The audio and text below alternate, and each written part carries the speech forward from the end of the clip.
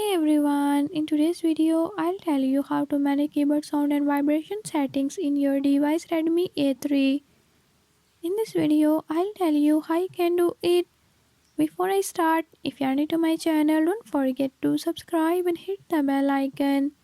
Watch complete video and learn how you can do it. Let's watch the video.